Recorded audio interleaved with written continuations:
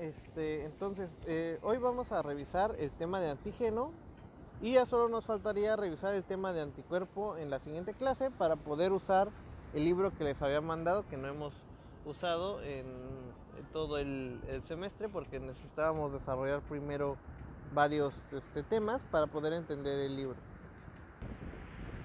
Entonces, para que podamos usar ese libro, nosotros tenemos que desarrollar este tema de antígeno. Y bueno, vamos a empezar. El antígeno vamos a definirlo como toda aquella sustancia que sea ajena a nuestro cuerpo. Aunque hay casos en enfermedades autoinmunes que se detectan, pero esto se llama bien un autoantígeno, que hay proteínas que se suelen detectar como si fueran ajenas a lo nuestro, pero son nuestras. En este caso, cuando se desarrolla autoinmunidad, se llama autoantígeno, no antígeno. La definición, bueno, ya sustancia o macromolécula extraña que penetra o es introducida en el organismo de un vertebrado superior, en el cual provocará una respuesta inmune, dando lugar a la producción de otras macromoléculas denominadas anticuerpos, que va a ser la respuesta inmune humoral, o la proliferación de células sensibilizantes, y que es capaz de inducir la proliferación de células sensibilizadas, que va a ser la respuesta inmune celular, con las que va a reaccionar de manera específica. Como se les había comentado antes, para cada antígeno existe una respuesta celular específica para que se pueda generar una respuesta de memoria para un segundo evento. El antígeno va a ser capaz de formar anticuerpos y luego vamos a tener algo que se llama antisomatógeno, que va a ser aquel que va a ser capaz de formar antisomas.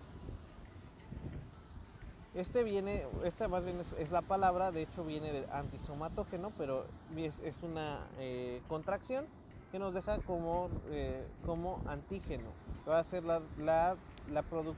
aquel que es capaz de formar anticuerpos. Pero no es lo mismo un antígeno que un inmunógeno. Hay antígenos que no son capaces de despertar la respuesta inmune. Y esto va a depender de diversos factores, como la complejidad molecular, su tamaño y las características físico-químicas del antígeno. Para esto se tienen que cumplir unos apartados que se llaman condiciones de antigenicidad. Para que una molécula antigénica pueda ser inmunogénica, debe ser grande, rígida y químicamente complejo. El carácter tiene que ser extraño al cuerpo.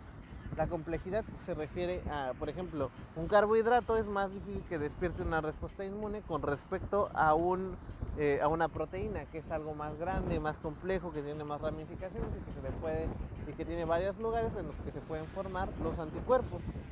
El tamaño, entre más grande sea, más fácil va a ser que despierte una respuesta inmunológica. En cuanto a la estabilidad estructural, es que mantenga su forma a pesar de las condiciones físico-químicas a las que se exponga. La degradabilidad, entre menos se degrade y más se mantenga, es más inmunogénica. En cuanto al carácter extraño o exogenicidad del antígeno, se refiere a que el sistema inmunológico pueda diferenciarlo, lo propio de lo ajeno. Lo propio va a ser aquello que pues nosotros tenemos, ¿no?, que nos compone, y lo ajeno puede ser cualquier cosa que tenga una distancia o diferencia filogenética. Por ejemplo, nosotros somos muy diferentes de un cangrejo, ¿no? Es un ejemplo. Pero en otro tenor, pues tenemos a los cerdos, que por ejemplo hace tiempo utilizábamos insulina que era derivada del cerdo. Actualmente la insulina ya es humanizada y se utilizan vectores para hacer insulina humana, ¿no?, que incluso ya está en el paquetillo, ustedes pueden leer que dice insulina humana.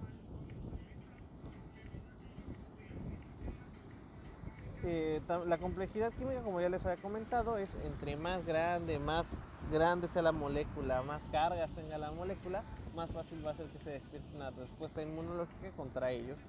Y entre menos, pues menos es probable que sea inmunogénica la molécula. En cuanto al tamaño, las moléculas entre más pesadas sean, si su tamaño es mayor a 10.000 daltones, es más probable que despierte una respuesta inmunogénica. Y en cuanto a menor sea, como en los hidratos de carbono o lípidos, pues menos es probable que forme una respuesta inmunogénica. Por ejemplo, aquí tenemos algunos ejemplos, como la angiotensina que mide 1031 daltones, la albúmina que mide 69.000, el fibrinógeno que mide 400.000, la inmunoglobulina M que mide 900.000. Entonces aquí el menos inmunogénico o el que menos antigenicidad tiene es la angiotensina.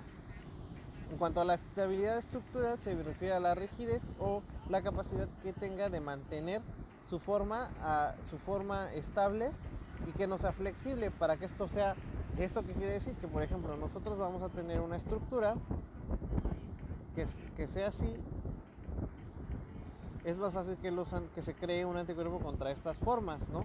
Si tenemos una estructura que está cambiando constantemente de forma, va a ocultar partes del antígeno que va a ser más difícil de reconocer y por lo tanto más difícil que se genere o se monte una respuesta inmune contra esas moléculas en específico.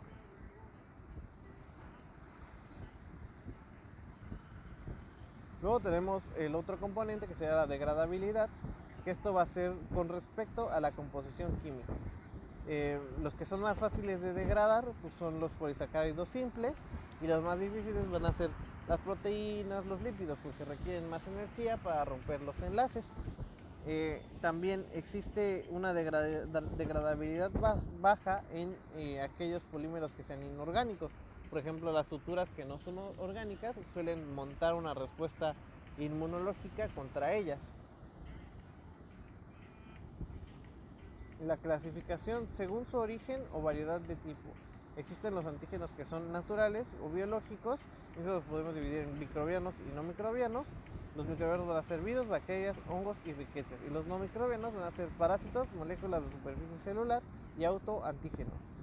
Y los no biológicos vamos a tener a los orgánicos, que pueden ser venenos animales, sustancias vegetales o alimentos, y los inorgánicos, que pueden ser cualquier otro elemento.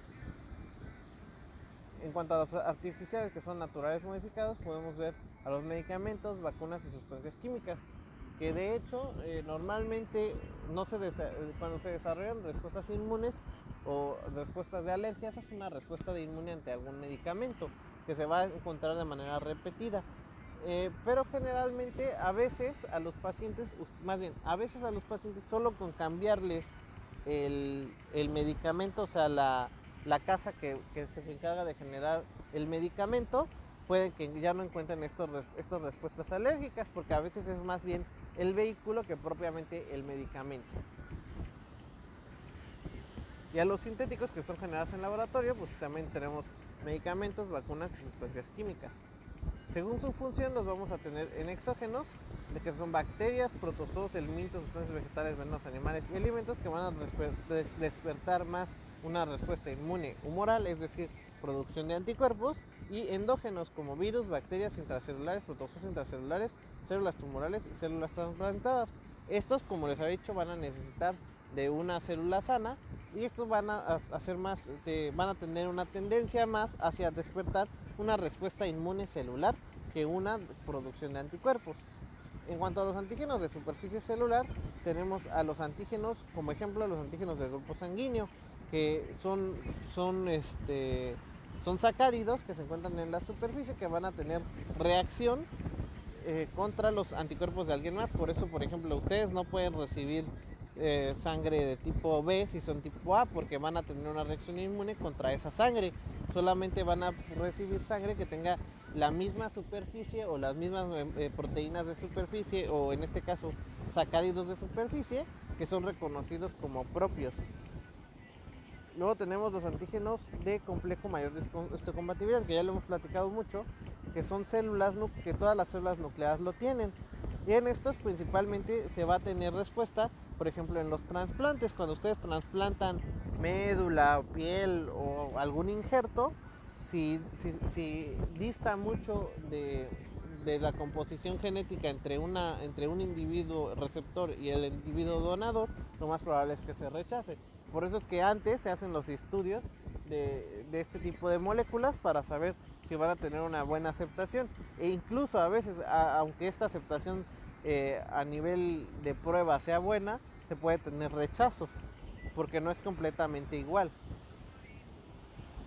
Los otros grupos van a ser los clústeres de diferenciación o los CDs, que van a darle a cada célula ciertas características o ciertos receptores celulares que van a permitir diferenciarlos unos de otros, como habíamos visto en la diferenciación de las células T.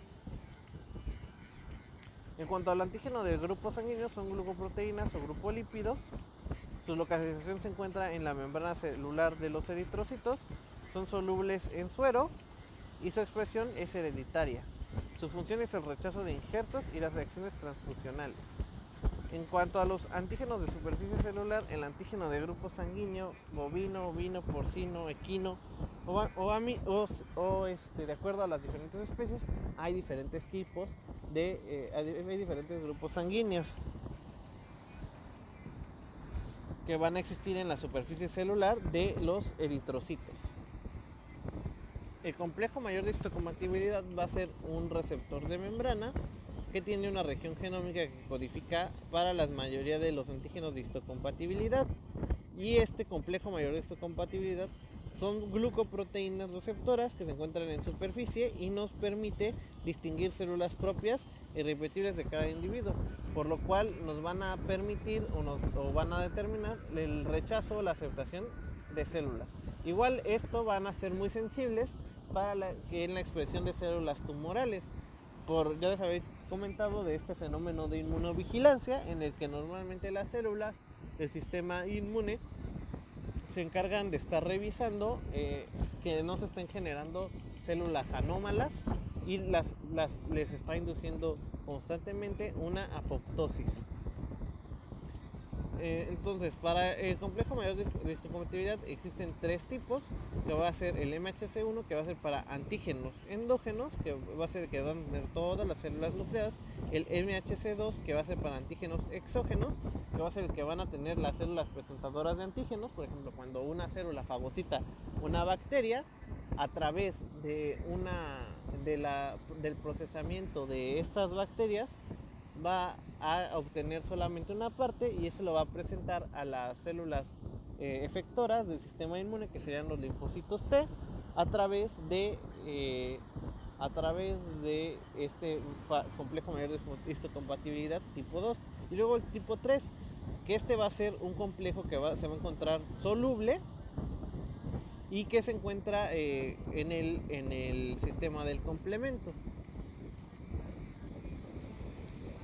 La composición de ambos va a ser de glucoproteínas. El MHC tipo 1 o CMH tipo 1 va a estar en todas las células que tengan núcleo. Su expresión va a ser de acuerdo a los genes y su función va a ser la presentación de antígenos a linfocitos T citotóxicos y natural killers. Esto va a ser para que haya un correcto sistema de vigilancia de las células propias, para que cuando se generen células anómalas o haya alguna alteración en la codificación de la célula del genoma de alguna célula, por ejemplo por daño, por radiación o algo así, las células del sistema inmune como los CD8 y los natural killers se encargan de descomponerlas antes de que se genere un tumor. Luego el MHC2 igual va a ser de naturaleza glucoproteica, va a estar presentado en los linfocitos B, macrófagos y células dendríticas, pero en sí puede ser cualquier célula, porque ya les había comentado que cualquier célula puede ser una célula presentadora, solo que hay mejores unas que otras. Y esta va a ser la presentación de antígenos exógenos, es decir, de bacterias, virus, parásitos, a células, a linfocitos T colaboradores para su diferenciación y se monte una respuesta celular, una respuesta humoral. Entonces, el antígeno tiene que reaccionar, va a ser absorbido por la célula presentadora y va a ser presentado a través del CMH. Ese fragmento del antígeno procesado va a ser presentado a la célula sensible a ese antígeno y se va a crear una respuesta inmunitaria hacia ese antígeno a través de las células. Determinante antigénico epítopo o epítope. Va a ser una zona restringida de la molécula antigénica que determina su especificidad y a la cual va dirigida la respuesta inmune. Es decir, digamos, yo tengo aquí una proteína que tiene X número de aminoácidos, ¿no?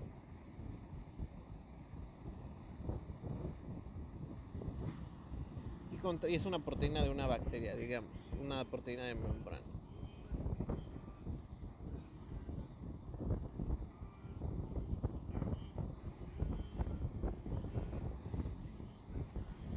Entonces, esa zona restringida van a ser un determinante de aminoácidos, un determinante de glucosas en específico, de toda la molécula contra el cual se va a dirigir la respuesta inmune o se va a producir la respuesta inmune, ¿no? Entonces, cuando se cree el anticuerpo va a ser específico contra esa molécula, lo cual nos va a permitir que, por ejemplo, nosotros identificamos una molécula de membrana, digamos, de la E. coli, y en el siguiente, ese va a ser nuestro epítope o determinante antigénico. Y en una segunda exposición nosotros vamos a ser capaces de montar una respuesta contra él.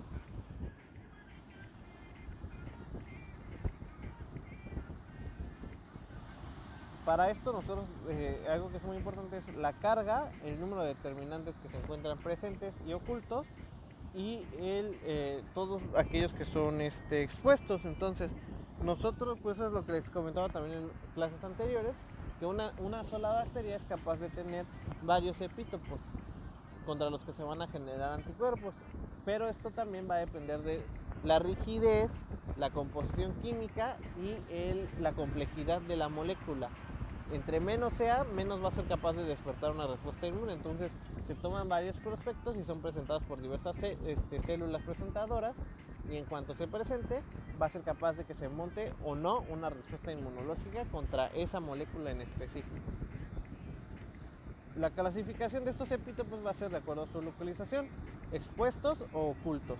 Los expuestos son aquellos que van a reaccionar directamente con sus anticuerpos específicos, y los ocultos van a ser aquellos que van a inducir la formación de antígenos específicos, pero no pueden interactuar directamente con ellos. Por ejemplo, cuando cuando se elabora una vacuna, siempre se procura que se haga contra antígenos que son expuestos, para que se despierte la respuesta inmunológica de manera inmediata, porque no serviría que nosotros generáramos una respuesta inmune contra algo que no va a estar expuesto. Un antígeno puede ser un determinante antigénico también de acuerdo al número de veces que se ha expuesto. Los antígenos van a ser T dependientes, se van a caracterizar porque van a requerir X número de copias para que se pueda montar una respuesta. Y aquellos antígenos que están conjugados con un apteno o un carrier tienen determinantes nativos como determinantes del apteno. Un apteno va a ser cualquier molécula que sea capaz de incrementar la respuesta inmunológica o la inmunogenicidad de un antígeno. ¿Sí? Y esto puede ser una proteína, por ejemplo, en las vacunas se utiliza como carrier o apteno o adyuvante la albúmina.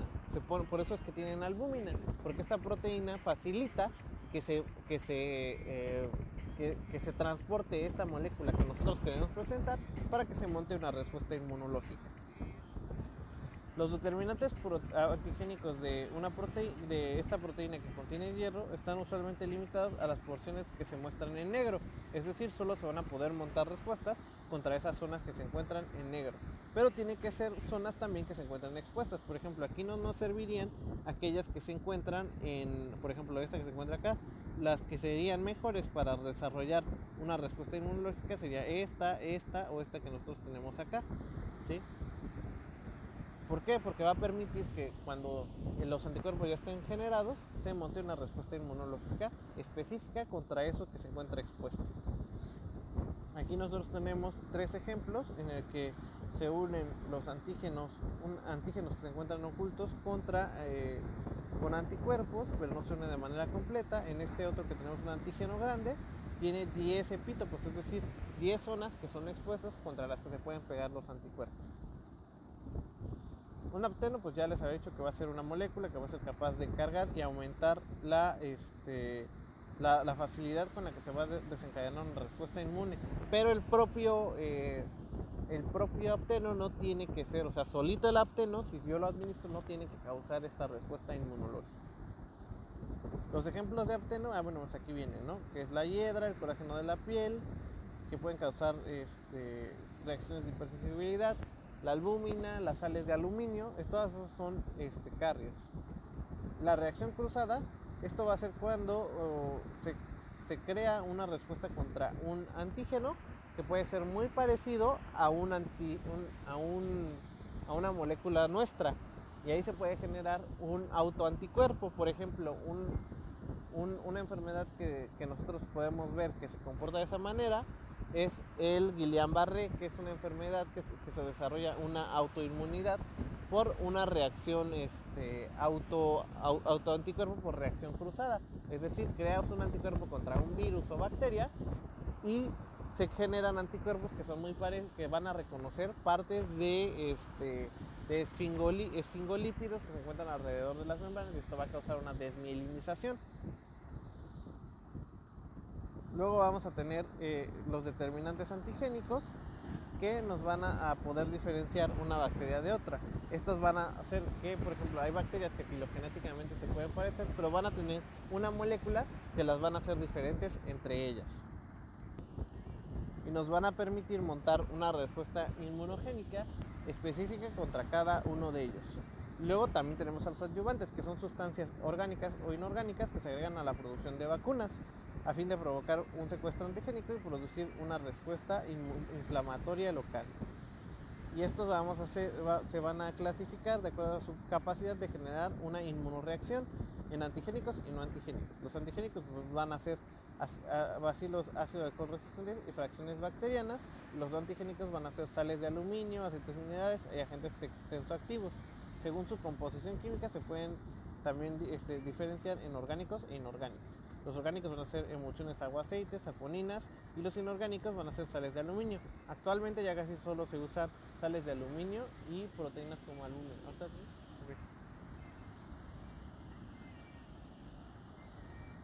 El mecanismo de acción es que estas proteínas se van a ir degradando poco a poco, van a hacer que vengan todas las células que se encargan de la respuesta celular y la respuesta innata, y esto va a facilitar que haya una presentación de antígenos y una generación y que se monte una respuesta inmune. Estas fracciones ya antes se utilizaban algunas que contenían fracciones bacterianas, como el adyuvante de Freud, pero actualmente eso ya no se usa más que en animales, porque pueden generar pues una infección de tipo de bacterias tuberculosas. Ajá. Y esto puede causar pues alteraciones, pero en los animales pues sí se utilizan siempre y cuando tengan un buen protocolo de alivio del dolor y malestares. Y eso sería todo en cuanto a antígenos. Ya en la siguiente clase vamos a ver anticuerpos y ya vamos a empezar con el libro. Pues muchas gracias por su atención, que tengan buen día.